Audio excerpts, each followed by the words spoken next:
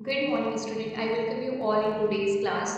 और आज की क्लास में पॉलिटिकल थ्योरी का एक और इम्पॉर्टेंट कॉन्सेप्ट डिस्कस करेंगे जो है स्टेट। तो यहाँ पर आप अपने सिलेबस में देख रहे हो कि जो स्टेट का कॉन्सेप्ट है जिसमें meaning and elements and dominant perspectives of the state है वो पढ़ना है आपको। और दूसरा ओरिजिन ऑफ द स्टेट को लेकर वेरियस थ्योरीज हैं स्टेट से रिलेटेड, जैसे कि divine origin theory, force theory है, सोशल कॉन्ट्रैक्ट थ्योरी है, इवोल्यूशनरी थ्योरी है। तो ये बहुत पूछा जाता है आपके एग्जाम में, ओरिजिन ऑफ द स्टेट को लेकर जो थ्योरीज हैं वो। तो आज के वीडियो में हम ये यूनिट 2 का जो टॉपिक है आपका, इसको कवर करने वाले हैं।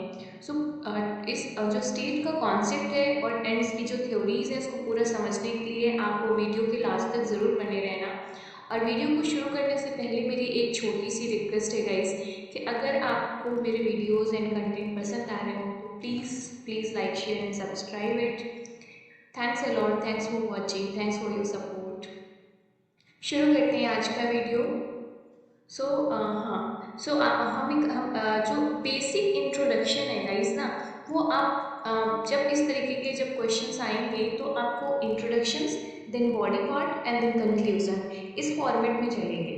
तो जो स्टेट से रिलेटेड कोई भी आए, या तो उसकी थ्योरीज से आएगा या उसके वेरियस एलिमेंट्स को आएगा, राइट। तो आप एक जनरल इंट्रोडक्शन है जो आप दे सकते हैं, जिसमें हम कुछ स्कॉलर्स की डेफिनेशंस को भी इंक्लूड करेंगे, राइट। सो स्टेट क्या है? Most universal and most powerful of all associations या इंस्टीट्यूशंस। तो स्टेट एक तरीके का क्या है? एक ऑर्गेनाइजेशन है, एक इंस्टीट्यूशंस है, या एक एसोसिएशन है जिसमें कुछ लोग होते हैं, इंक्लूडेड होते हैं, जिसकी कुछ एक्टिविटीज़ होते हैं, कुछ फंक्शंस लेते हैं, कुछ पावर होती हैं, राइट। तो स्टेट बेसिकली क्या, मोस्ट यूनिवर्सल क्यों बोला गया है इसको? क्योंकि आप देखेंगे हर तरीके की पॉलिटिकल कम्युनिटीज़ में स्टेट प्रेजेंट है, हर जगह स्टेट है ना। तो most universal and most powerful, state से ज़्यादा कोई पावरफुल है क्या? तो ऑफ ऑल इंस्टीट्यूशन, चाहे वो अदर इकोनॉमिक इंस्टीट्यूशंस हों, या सोशल इंस्टीट्यूशंस हो, या रिलीजियस इंस्टीट्यूशंस हो, इन सभी में से सबसे ज़्यादा पावरफुल है तो वो है आपका state as a institution. So state क्या है? एक इंस्टीट्यूशन है, एरिस्टोटल के अकॉर्डिंग एक नेचुरल इंस्टीट्यूशन है। सो एरिस्टोटल क्या कहते हैं अपनी पॉलिटिकल फिलॉसफी में, कि जो ह्यूमन बींग है, जो इंडिविजुअल जैसे हम एंड आप हैं, वो क्या है? सोशल एनिमल है, and by nature he is a political being. तो ह्यूमन बीइंग का जो नेचर है वो क्या है? सोशल है, और उसका वो पॉलिटिकल बीइंग है। तो इस being a social animal and political being क्या है, वो हमें जो स्टेट पे रहने के लिए ये चीज़ें कंपेल करती है। So naturally we demand to live in the state. एक दूसरी और इनकी बहुत इंपॉर्टेंट डेफिनेशन है, यहाँ मैंने नहीं कोट करी है, बट आपको याद होगा अगर आपने बुक पढ़ी होगी, कि जो स्टेट है वो गुड थिंग्स के लिए एग्जिस्ट में आया एंड बेस्ट थिंग के लिए ये एग्जिस्ट करेगा इन फ्यूचर। तो इस तरीके के कि कुछ हम जो डेफिनेशंस हैं या स्कॉलर्स के ओपिनियन है उनको जरूर कोट करते हैं अपने इंट्रोडक्शंस में, राइट। तो नेक्स्ट चलते हैं कि जो मॉडर्न टर्म ऑफ स्टेट है, राइट, वो किससे डिराइव हुआ है? स्टेटस टर्म से। और पहली बार जो टेक्निकल टर्म, मतलब state as a technical term अपनी राइटिंग में यूज़ किया था, वो थे आपके मैकियावेली ने। और उनका इम्पॉर्टेंट वर्क है प्रिंस। तो आप देखा आपने कि हमने पहले अरिस्टोटल को कोट किया, उनकी इस स्टेटमेंट को कोट किया, इसके बाद से हमने मैकियावेली को कोट किया, उनका उनका इम्पॉर्टेंट वर्क कोट कर दिया, राइट। तो इस तरीके के स्कॉलर्स को कोट करते हुए अपना इंट्रोडक्शंस देना होगा, जिससे कि ऐसा नहीं कि बस हवा में हम कुछ भी अपने आइडियाज़ लिख रहे हैं, जो भी हमारे मन में आ रहे हैं हम लिखते जा रहे हैं। इससे पता चलता है कि हाँ, आपने कितनी पढ़ाई करी है, कितना टॉपिक को समझा है।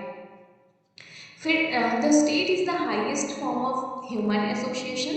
It is necessary because it comes into existence out of basic needs of the life, जैसे कि एरिस्टोटल ने कहा था।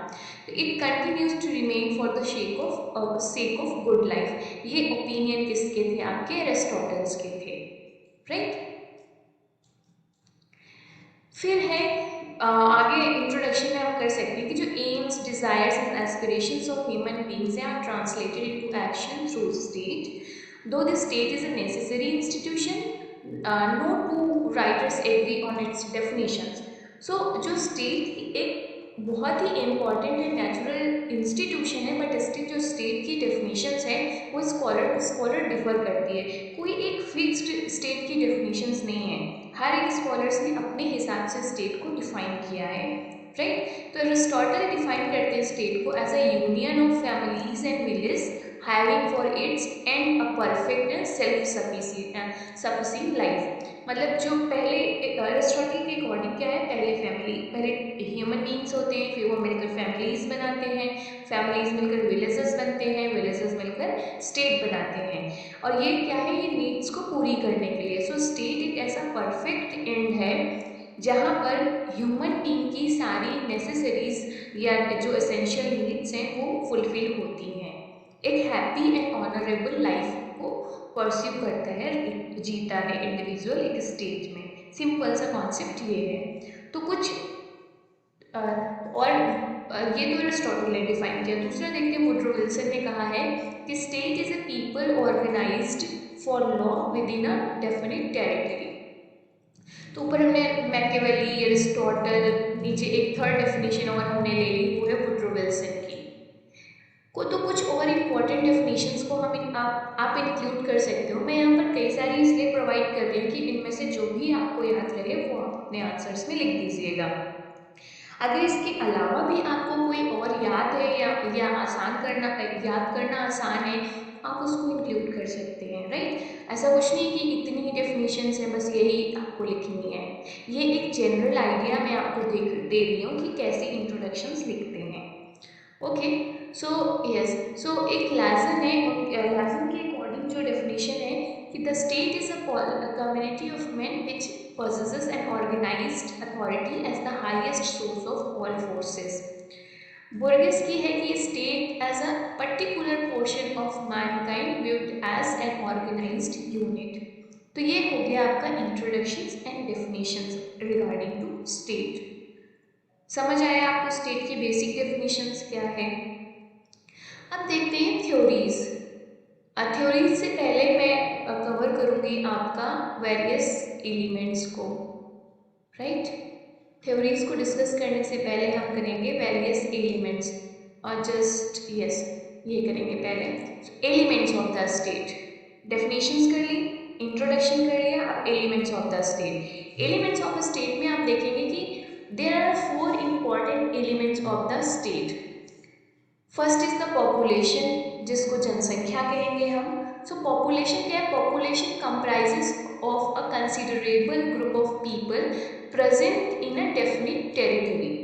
तो population is the most important element. भाई कुछ लोग होंगे तभी तो कम पॉलिटिकल कम्युनिटी बनेगी। स्टेट अदरवाइज किस लिए होगा, वहाँ पर कुछ लोग होंगे, उनके वेलबींग के लिए ही तो स्टेट प्रेजेंट होगा, अदरवाइज कोई एसोसिएशंस क्यों बनेगा, राइट। हाँ, तो एक और इम्पॉर्टेंट आपका ये यहाँ पर एक और इम्पॉर्टेंट इसमें कुछ आपको ये दे देती हूँ।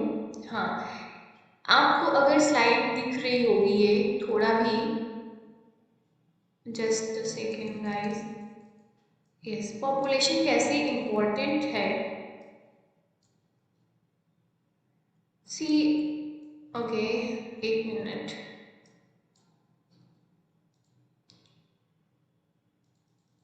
It's not working. चलिए मैं एक्सप्लेन कर देती हूँ आपको यूं ही ऐसे, ठीक है। हाँ, सो जो अरिस्टोटल है उनके अकॉर्डिंग जो पॉपुलेशन है बहुत ही इम्पॉर्टेंट पार्ट है स्टेट का। तो जैसे अरिस्टोटल और प्लेटो ने क्या कहा था, कुछ फिक्स्ड नंबर दिए थे। जैसे प्लेटो के अकॉर्डिंग एक आइडियल स्टेट में एक आइडियल पॉपुलेशन सेटल करनी चाहिए, तो उनका नंबर था 50-40, 5040, ये उन्होंने नंबर दिया था। इसी तरीके से अरिस्टोटल ने कहा था कि जो पॉपुलेशन है, जो एक इम्पॉर्टेंट एलिमेंट है स्टेट का, ये जनसंख्या, वो क्या है, वो ना बहुत ज़्यादा होनी चाहिए ना बहुत कम होनी चाहिए। तो पहला क्या हो गया आपका पॉपुलेशन। ये आप स्टेट के बारे में जब भी कॉन्सेप्ट आएगा आपको ये एलिमेंट्स लिखने पड़ेंगे। नेक्स्ट है टेरिटरी, मतलब क्षेत्र या area. So territory comprises of definite area होता है जो जिसमें वो पॉपुलेशन रिसाइड कर रही होती है। तो आपको पता है ना, जैसे इंडिया फॉर एग्जांपल एक स्टेट या ये नेशन है, तो क्या हमारी टेरिटोरियल बाउंड्रीज हैं, और हम अपनी टेरिटोरियल बाउंड्रीज को सेफ एंड सेफगार्ड करने के लिए तो हमारे डिस्प्यूट्स होते रहते हैं, राइट। उनको प्रोटेक्ट करना एक स्टेट की ड्यूटी भी है, फंक्शन भी है। तो जैसे चाइना से हमारे बॉर्डर डिस्प्यूट्स रहते हैं, पाकिस्तान के साथ हमारे बॉर्डर डिस्प्यूट्स रहते हैं। तो टेरिटरी बहुत ही इम्पॉर्टेंट है एक स्टेट या नेशन को एक आइडेंटिटी देने के लिए, गेटिंग इट। नेक्स्ट है गवर्नमेंट एंड सरकार। इट इज़ एन एजेंसी या पॉलिटिकल, जो गवर्नमेंट क्या है, पॉलिटिकल ऑर्गेनाइजेशन है जो उस स्टेट में एडमिनिस्ट्रेशन का काम करता है। इट इज़ अ एजेंसी जिसके थ्रू पीपल्स अपने कलेक्टिव विल को एक्सप्रेस करते हैं, राइट। तो ये हो गया गवर्नमेंट। एक है आपका सॉवरेनिटी। तो ये सॉवरेनिटी क्या है, supreme will of the state over the individuals and associations. And जो सॉवरेनिटी का क्या मतलब है, ये फ्री होता है आपका, free from the external as well as internal controls. Sovereignty का बेसिक तरीके से समझा जाए तो स्टेट की सुप्रीम विल होती है, सुप्रीम पावर होती है to take the decisions internally and externally. For example India का एक्सटर्नल सॉवरेनिटी देखा जाए तो कोई पुश नहीं कर सकता, जैसे अमेरिका हो गया, रसिया हो गया, कि नहीं इंडिया को डिसीजंस लेने ही चाहिए इस तरीके से। तो आप एग्जांपल दे सकते हो, जैसे ongoing Russia Ukraine crisis चल रहा है, तो अमेरिका इंडिया पे फोर्स नहीं कर सकता है, नहीं कि आप रसिया के साथ अपने रिलेशन ख़त्म कर लें, राइट। या रसिया नहीं फोर्स कर सकता है कि आप यूक्रेन के साथ अपने रिलेशन ख़त्म कर लें। तो इंडिया क्या है, सॉवरेन कंट्री है, अपने डिसीजंस खुद ले सकती है without any external interferes, getting it. So it is important to know that the element of any of the 4 elements are necessary. तो ये हो गया एलिमेंट से रिलेटेड। अब हम इनकी थ्योरीज को समझते हैं। So theories of the origin of the state. So पहली क्या है आपकी, divine origin, theory of divine origin. जैसा कि नाम से ही समझ आ रहा है कि स्टेट को किसने क्रिएट किया है, गॉड ने क्रिएट किया है। और स्टेट के क्रिएशन में या एग्जिस्टेंस में पीपल का कोई रोल नहीं है इन इट्स क्रिएशन। किसने किसने क्रिएट किया है, गॉड ने क्रिएट किया है। और जो किंग होता है, जो मोनार्क होता है, जो राजा होता है, वो कंसीडर किया जाता है as a representation of God and they had the divine right to over the rule. अब यहाँ पर अगर किसी को याद हो मनु की स्टोरी, मनुस्मृति में अगर आपने पढ़ा होगा या कौटिल्या में पढ़ा होगा, स्पेशली मनु का है कि जो स्टेट है या राजा है उसको कैसे क्रिएट किया गया for the protection of the peoples, right. बहुत बहुत अच्छी अच्छी इंटरेस्टिंग स्टोरीज हैं, आप एग्जाम्पल भी दे सकते हैं। तो डिवाइन ओरिजिन में क्या है कि जो स्टेट है उसमें लोगों का कोई जिम्मेदारी, कोई रोल नहीं है, इसको गॉड ने बनाया है और गॉड ने ही किंग को पावर दी है खुद रूल करने के लिए इसके पीपल्स के ऊपर। सो जो किंग है वो रिप्रेजेंटेशन है गॉड का, तो गॉड तो हर जगह रूल नहीं कर सकते, इसलिए उन्होंने किंग को हर जगह बैठाया रूल करने के लिए, राइट। तो ये हो गया divine origin of the theory. अब ये तो बेसिक मतलब थीम है, अब आप इसी को और एक्सप्लेन कर दो पॉइंट वाइज, इसका क्रिटिसिज्म लिख दीजिए आप। नेक्स्ट है फोर्स थ्योरी। फोर्स थ्योरी का मतलब है जो स्टेट है वो क्या है, वो किस तरीके से रिजल्ट में आया, जब सब्जेक्शन हुआ by the strong over the weak, जब जो कमजोर लोग थे उन पर जो ताकतवर लोगों ने अपना रूल इस्टेब्लिश कर लिया, डोमिनेशन इस्टेब्लिश कर लिया, उनको अपने अंडर में कर लिया, तब ये आपका स्टेट एग्जिस्टेंस में आया। सो 2 ग्रुप्स हैं, one supported this theory as a state as a powerful entity and the other emphasized as an individual freedom and limited state actions। तो यहाँ पर आप देखोगे कि फोर्स थ्योरी का ये मतलब है कि कुछ लोगों में जबरदस्ती फोर्स किया गया to accept the subjugation of the state. For example एक पावरफुल ग्रुप है, दूसरा वीक ग्रुप है। पावरफुल ग्रुप ने क्या किया, जो वीक ग्रुप था उस पर कंट्रोल इस्टेब्लिश कर लिया और अब उस पूरे एरियाज में खुद रूल करने लग गए।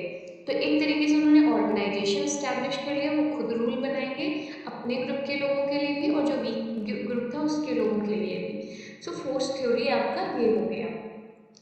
Social contract theory. The state is the outcome of the contract between the people. There is a contract between the people and the ruler.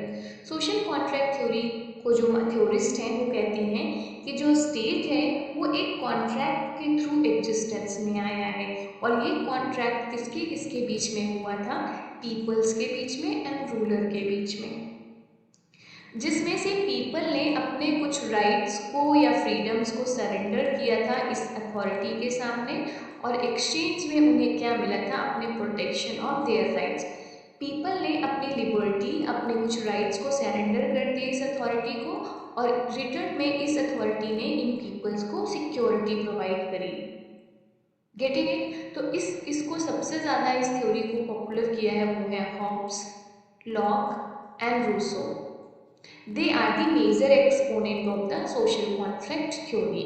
तो समझ आया आपको सोशल कॉन्ट्रैक्ट थ्योरी क्या है स्टेट ओरिजिन से संबंधित। तो जो स्टेट है ये आउटकम है कॉन्ट्रैक्ट का, और ये कॉन्ट्रैक्ट होता है among the people and the ruler, right. और इस प्रोसेस में क्या हुआ? इंडिविजुअल ने कुछ अपने राइट्स एंड सरेंडर, फ्रीडम को सरेंडर किया in front of that authority, और एक्सचेंज में वो अथॉरिटी क्या करेगी? प्रोटेक्ट करेगी उनके राइट्स को।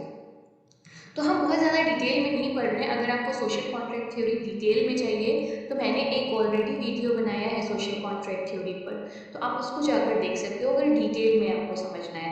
बट हमारा आज का जो क्वेश्चन लेकर चल रहे थे हम स्टेट का concept and origin of the theories, जिसमें हमें बहुत ज़्यादा डिटेल में नहीं लिखना है। अगर अलग से आपका मान लीजिए 20 मार्क्स का क्वेश्चन आ गया सोशल कॉन्ट्रैक्ट थ्योरी, तब तो आपका हॉब्स के अलग वीडियोज देने पड़ेंगे, लॉक के अलग देने पड़ेंगे, रूसो के अलग देने पड़ेंगे, इनके कॉन्ट्रैक्ट के जो आइडियाज है वो। तो उसका डिटेल वीडियो आप देख सकते हो, प्लेलिस्ट में पड़ा होगा। नेक्स्ट है इवोल्यूशनरी थ्योरी। इवोल्यूशनरी थ्योरी का मतलब है कि जो स्टेट है वो एक ग्रेजुअल प्रोसेस के थ्रू इवॉल्व हुआ है विद डिफरेंट फेजेस। इसके कई सारे इन्होंने जो कैरेक्टरिस्टिक बताए हैं, elements, kinship, religion, industry and war. These are the elements which have played a very important role in the evolutionary process of the state. Right? तो evolutionary theory में ना स्टेट कहीं गॉड ने नहीं बनाया है, ना ही कोई कॉन्ट्रैक्ट से आया है, ये इवॉल्व हुआ है। अगर ये उसी तरीके से है जब एक चाइल्ड धीरे धीरे ग्रो करके टीनेजर बनता है, फिर एडल्ट बनता है, फिर एक यंग मैन बनता है, और इसके बाद से फिर ओल्ड मैन बनता है। तो ये क्या हो गया? एक ग्रेजुअल प्रोसेस होती है इवॉल्व करने की, प्रोग्रेस की। तो in the same manner state भी ऐसे ही इवॉल्व हुआ है। Getting it? तो ये हो गया हमारे theories related to state origin. आपको समझ में आ गया होगा, बेसिक आइडिया लगा होगा कि क्या है। अब कुछ और इम्पोर्टेंट अगर आता है कि स्टेट एंड अदर एसोसिएशंस में डिफरेंसेस क्या हैं, तो जैसे पहला है कि स्टेट और सोसाइटी में क्या डिफरेंट है, राइट। तो स्टेट एंड सोसाइटी में डिफरेंट को समझने के लिए बहुत ही इम्पोर्टेंट ये प्रोफेसर आपके अर्नेस्ट बार्कर हैं, जिन्होंने अपनी बुक है इनकी एक principles of social and political theory, जिसमें इन्होंने क्लियरली डिफाइन किया है differences between the state and society. किसने? प्रोफेसर अर्नेस्ट बार्कर ने। और उन्होंने ये जो डिफरेंस बताया है स्टेट और सोसाइटी के बीच में, वो 3 हेडिंग्स के अंदर में, पर्पस ऑफ या फंक्शन, स्टेट का फंक्शन और सोसाइटी का फंक्शन या पर्पस अलग अलग है, इस बेसिस पे हम डिस्टिंक्शन कर सकते हैं। ऑर्गेनाइजेशन स्ट्रक्चर अलग अलग है दोनों का, इस बेसिस पे आप डिफ्रेंशिएट कर सकते हो। दोनों के मेथड अलग है काम करने के, इस बेसिस पे आप डिफ्रेंशिएट कर सकते हैं। तो देखते हैं कि सोसाइटी क्या है, एक वाइडर कॉन्सेप्ट है। सोसाइटी क्या है, एक वाइडर कॉन्सेप्ट है as compare to state. State covers only aspect of society, तो सोसाइटी एक वाइडर एस्पेक्ट है, और जो स्टेट है आपका वो क्या है, एक एस्पेक्ट है केवल सोसाइटी का, राइट। सोसाइटी में बहुत तरीके के social relationship, social institutions present हैं। Society is much older than the state. State तो अभी हाल में आया है, सोसाइटी तो बहुत पुरानी है, बहुत पहले से प्रेजेंट थी, right. It does not contain 4 elements. तो सोसाइटी के वो 4 एलिमेंट्स नहीं होते हैं जो हमने स्टेट में पढ़े हैं। क्या? Government, territory, population and sovereignty. ये स्टेट के होते हैं एलिमेंट्स, सोसाइटी के नहीं होते हैं। State is a highly organised, जबकि सोसाइटी इतनी ऑर्गेनाइज्ड नहीं होती है। स्टेट बहुत ज़्यादा ऑर्गेनाइज्ड होता है, राइट। सोसाइटी में be unorganised and does not possess sovereignty. तो सॉवरेनिटी सोसाइटी के पास नहीं होती है, राइट। जैसे फॉर एग्जाम्पल आपने कोई सोशल कम्युनिटी बनाई on the basis of religion या स्टूडेंट सोसाइटी, अगर हम एग्जाम्पल लें तो स्टूडेंट सोसाइटी में क्या है, आप एक तो एक क्रॉस द इंडिया स्टूडेंट के साथ अपने आप को रिलेट करेंगे। स्टूडेंट सोसाइटी तो JNU के भी हो गए, BHU के भी स्टूडेंट्स हो गए, आपके AU के भी हो गए। इसके बाद से आप फॉरेन यूनिवर्सिटीज से भी कनेक्ट कर सकते हैं। तो ये बहुत ही वाइडर कॉन्सेप्ट है, जबकि स्टेट क्या है, लिमिटेड है, टेरिटोरियल लिमिटेशंस हैं, राइट। सोसाइटी क्या है, बड़ा है। तो ये बेसिक डिफरेंस हो गए सोसाइटी एंड स्टेट पे। समझ आया आपको? कोई कंफ्यूजन? अगर कंफ्यूजन हो तो एक बार इतनी स्लाइड फिर से पढ़ लो, समझ में आ जाएगा। ये चाहे तो इसका स्क्रीनशॉट ले लें आप। नेक्स्ट है स्टेट एंड गवर्नमेंट। स्टेट और गवर्नमेंट में क्या डिफरेंस है, तो इसको समझने की कोशिश करते हैं। So government is one of the element of the state. अब यहाँ पर क्या है, गवर्नमेंट और स्टेट में क्या होता है, स्टेट बड़ा कॉन्सेप्ट हो जाता है, गवर्नमेंट एक इसका पार्ट है। स्टेट के 4 एलिमेंट्स हमने पढ़े, government, territory, population and sovereignty. तो गवर्नमेंट स्टेट का केवल एक एलिमेंट है, राइट। और government is the only agency of the state जिसके माध्यम से विल ऑफ द पीपल को फॉर्मुलेट किया जाता है, एक्सप्रेस किया जाता है, एग्जीक्यूट किया जाता है, राइट। अब फॉर्मुलेट जैसे कि हम लॉ बनाते हैं, राइट, लॉ को पास करते हैं, उनको इम्प्लीमेंट करते हैं, तो ये विल ऑफ द पीपल हो गया। क्योंकि हम अपने रिप्रेजेंटेटिव को भेजते हैं ना इन पॉलिटिकल इंस्टीट्यूशंस में, फॉर एग्जांपल पार्लियामेंट में।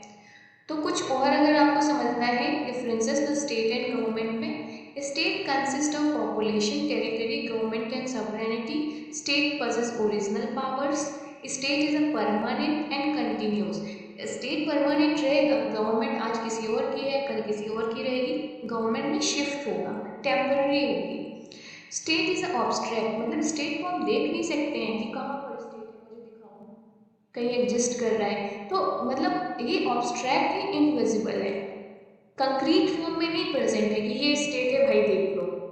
जबकि जो गवर्नमेंट है ये कंक्रीट फॉर्म में है, विजिबल है, आप देख सकते हो भाई कौन सी गवर्नमेंट है, ये BJP गवर्नमेंट है जिसमें PM ये है, काउंसिल ऑफ मिनिस्टर्स ये हैं, कंक्रीट है, विजिबल है, आप देख सकते हो कि कौन गवर्नमेंट है, राइट। तो जबकि स्टेट ऑब्स्ट्रैक्ट है, इनविजिबल है। गवर्नमेंट क्या है, टेम्पररी है, आज कोई और है, कल को कोई और आएगा। फॉर एग्जाम्पल अभी हमारे जो प्रेसिडेंट थे कोई और थे, अभी नए प्रेसिडेंट आ गए। Powers of the government are derived from the state. भाई गवर्नमेंट को भी पावर कहाँ से मिल रही है, स्टेट से मिल रही है ना, लोगों के थ्रू मिल रही है। तो गवर्नमेंट क्या है, is a part of state. तो ये बेसिक डिफरेंस हो गया आपका स्टेट एंड गवर्नमेंट में। समझ में आया? कोई कंफ्यूजन यहाँ पर? अगर कंफ्यूजन है तो आप ये वाली स्लाइड को बहुत अच्छे से एक बार पढ़ लो, एक दो बार रीडिंग लगा लो, इसको आपको समझ में आ जाएगा। अब एक और इम्पॉर्टेंट डिफरेंस पूछा जाता है, वो है स्टेट और नेशन। तो there are lots of debate रहा है कि इन दोनों में डिस्टिंक्शंस क्या हैं, क्या डिफरेंसेस हैं नेशन एंड स्टेट में। तो it is important for the student of political science to understand the basics of nation. Nation क्या है, कल्चरल एंड साइकोलॉजिकल नोशन है, जबकि जो स्टेट क्या है, पॉलिटिकल एंड फिजिकल नोशन है। तो नेचर ऑफ द स्टेट, तो ये हो गया आपका। तो नेशन क्या है, साइकोलॉजिकल है एंड कल्चरल नोशन में आ जाता है, जबकि स्टेट आपका क्या है, पॉलिटिकल यूनिट के रूप में आ जाता है। अब आगे है आपका nature of the state. State कैसा होगा, इसको समझने के लिए कई सारी थ्योरीज हैं, कई सारे ओपिनियन हैं, वन बाय वन हम सबके व्यूज को समझेंगे। पहला है आइडियलिस्ट थ्योरी ऑफ स्टेट। तो आइडियलिस्ट थ्योरी ऑफ स्टेट में जैसा कि नाम से ही पता चल रहा है आपको, स्टेट को एक आइडियल्स के रूप में देखा जाएगा। तो ये व्यू आपका देते हैं प्लेटो। एंड एरिस्टोटल, जहाँ पर ये ये एक आइडियलिस्ट थ्योरी ऑफ स्टेट को प्रोपाउंड करते हैं। इनके अकॉर्डिंग जो मैन है बाय नेचर पॉलिटिकल एनिमल है और स्टेट के थ्रू या स्टेट में रहकर वो अपनी मैक्सिमम पॉसिबल पर्सनालिटीज को डेवलप करता है और अपने अंदर जो बेस्ट सेल्फ है ना, हमारी जो सोल है, उसको रिप्रेजेंट करने में उसके लिए पॉसिबल हो पाता है। तो आइडियलिस्ट थ्योरी ऑफ स्टेट, जिसमें प्लेटो और एरिस्टोटल ने स्टेट को बहुत ही इम्पोर्टेंट हिस्सा माना है इंडिविजुअल का, जिस पर रहकर इंडिविजुअल अपना सबसे बेस्ट वर्जन डेवलप कर सकते हैं। They did not differentiate between state and society. Right? Immanuel Kant, next scholar, is considered as the father of idealist theory. Right, इस तरह अब नेक्स्ट है हीगल, उन्होंने भी एथिकल इंस्टीट्यूशंस कहा है। तो देखते हैं कि ये जो आपका आइडियलिस्ट थ्योरी है, तो हमने कितने स्कॉलर्स को यहाँ पर देंगे, प्लेटो, एरिस्टोटल, इमैनुअल कांट हो गया, हीगल, 4-5 स्कॉलर्स को देते हुए हम इस थ्योरी को एक्सप्लेन करेंगे। तो इसके अकॉर्डिंग क्या हो जाएगा, स्टेट एक एथिकल इंस्टीट्यूशन है। स्टेट क्या है, बेस्ट फ्रेंड होता है पीपल का। State has its own personality, man is a social animal, state creates and protects the rights of the state individuals, right. तो ये हो गया आपका आइडियलिस्ट थ्योरी। नेक्स्ट है मार्क्सिस्ट थ्योरी। तो मार्क्स का ओपिनियन क्या है, ये मार्क्सिस्ट हैं, उनका क्या ओपिनियन है रिगार्डिंग टू स्टेट, देखते हैं। सो ट्रेडिशनल मार्क्सिस्ट है, वो स्टेट को क्या कहते हैं कि ये state is controlled by a dominant economic class.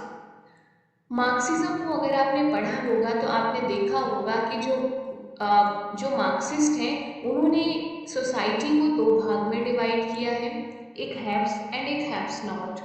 जो हैव्स हैं मतलब इनके अकॉर्डिंग जो मीन्स ऑफ प्रोडक्शन में कंट्रोल करते हैं वही स्टेट पे कंट्रोल करते हैं एक कैपिटलिस्ट सोसाइटी में। तो मार्क्सिस्ट के अकॉर्डिंग स्टेट क्या है, कंट्रोल किया जाता है जो डोमिनेंट इकोनॉमिक क्लास है, जिसे बुर्जुआ क्लास कहेंगे या हैव्स क्लास कहेंगे। और इस स्टेट को ये जो डोमिनेंट क्लास है यूज़ करती है as a instrument of exploitation, जो सेकेंड क्लास है, जो हैव्स नॉट क्लास है, प्रोलेटरेट क्लास है। तो स्टेट क्या हो गया, स्टेट आपका क्या है, ये प्रोटेक्ट करता है इंटरेस्ट ऑफ रिच सेक्शंस, जो कैपिटलिस्ट क्लास है, जो हैव्स क्लास है, राइट। स्टेट एक्सप्लॉइट करता है इकोनॉमिक्स वीकर सेक्शंस को, जो वर्कर क्लास है, राइट। तो इस तरीके से क्या है, हम इनके बेसिस पे क्या कर सकते हैं कि state is an instrument of exploitation, state is form to protect the private property of the economically dominant class, state was considered as a symbol of injustice. तो ये स्टेट के व्यूज आ गए। तो यहाँ पर आप मार्क्सिस्ट थ्योरी में ये सारे चीज़ों को मेंशन करेंगे।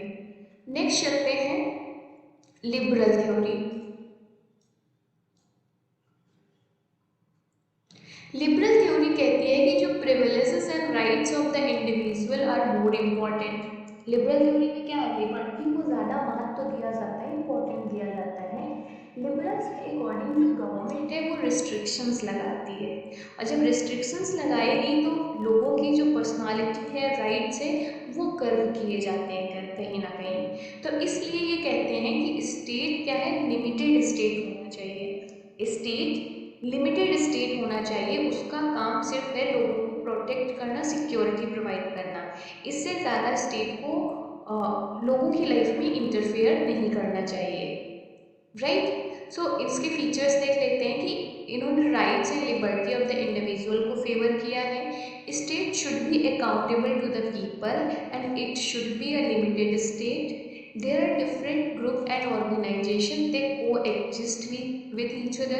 Liberal state is accountable to all groups and rights, liberty of the people. तो ये कुछ हमने ओपिनियन देख लिया, मार्क्सिस्ट, लिबरल एंड आपका आइडियलिस्ट। तो ये सारी चीज़ें हो गई आपकी।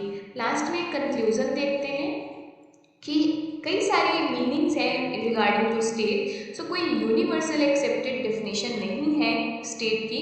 डिफरेंट स्कॉलर्स ने अपने डिफरेंट आइडियाज़ दिए हैं रिगार्डिंग टू स्टेट। सो जैसे कि idealist theory of the state has compare to Marxist, liberal theory of a state, therefore definition and nature of a state have been changing in response to need of the time. तो जो definitions and nature है state का वो time to time change हो जाता है according to need of the time.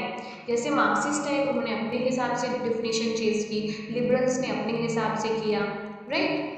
इसके बाद से वेलफेयर स्टेट है, फिर जैसे वेलफेयर स्टेट का कॉन्सेप्ट है तो nature and definition of state बदल गई। तो इस तरीके से इसकी कोई यूनिवर्सल डेफिनेशन नहीं है, ये टाइम टू टाइम चेंज होता रहता है। तो ये एक बेसिक हमने कंक्लूजन लिख दिया लास्ट में। तो ये हो गया हमारा स्टेट के बारे में। तो अभी कोई कंफ्यूजन है आपको? होप सो कि जो ये आपका पार्ट, हाँ ये वाला जो है ना आपका दिस पोर्शन, उसको आप कर लोगे। ओरिजिन ऑफ द स्टेट जिसमें हमने divine origin, force, social contract, evolutionary पढ़ी है आपकी। एलिमेंट्स ऑफ द स्टेट हो गए, हमने आइडियलिस्टिक कर लिया, लिबरल कर लिया या इंडिविजुअलिस्टिक ही लिबरल हो गया, फिर सोशल वेलफेयर वाला हो गया, मार्क्सिस्ट व्यू कर लिया हमने। एक गांधीयन बचा हुआ है, अगर आप उसमें बहुत ईजी है। गांधी क्या कहते हैं कि जो स्टेट है वो सोललेस मशीन है, वो इस पे बिलीव नहीं करते। वो जो western model of a state है उसको क्रिटिसाइज करते हैं, राइट। वो पंचायती राज इंस्टीट्यूशन, कॉमन गुड, इन सब में बिलीव करते हैं। सिंपल सी बात ये है। तो इस तरीके से हमने आज ये वाला टॉपिक कवर कर लिया स्टेट का पूरा आधे घंटे के अंदर गाइस। सो मुझे नहीं लगता कि आपको इससे ज़्यादा और कुछ अपने बीए के जो सेमेस्टर्स हैं उसमें लिखने की आवश्यकता है। अगर आप इससे ज़्यादा कुछ और स्कॉलर्स को कोट कर रहे हो, डेफिनेशंस कोट कर रहे हो तो बहुत ही अच्छा है। बट इतनी मिनिमम रिक्वायरमेंट है कि इतना मिनिमम तो आपको लिखकर आना ही है, जो कॉन्सेप्ट अभी हमने समझा, right. So hope you like it and yes, अगर आपको पसंद आए तो please like, share and subscribe it. Thanks for watching. मेरा एम एंड ऑब्जेक्टिव यही है कि मैं आपके बीए के जो जितने भी सेमेस्टर्स हैं सारा सिलेबस आपको मैं कवर कर दूँ, जिससे कि आपको आंसर राइटिंग में आसानी हो। ये मेरा एम एंड ऑब्जेक्टिव है। अब ये तो मैं बीए फर्स्ट सेमेस्टर से शुरू कर रही हूँ, लेकिन आप बीए के किसी और सेमेस्टर से बिलोंग करते हैं, जैसे BA second semester, third semester, fourth semester, तो आपको अगर किसी टॉपिक की रिक्वायरमेंट है कि एक्सप्लेनेशन आपको मिले, नहीं समझ में आ रहा है, कोई टफ टॉपिक है, तो let me know into the comment box और हम लोग उसको टॉप प्रायोरिटी में रखकर एक्सप्लेन करेंगे, उस पर वीडियो बनाएंगे।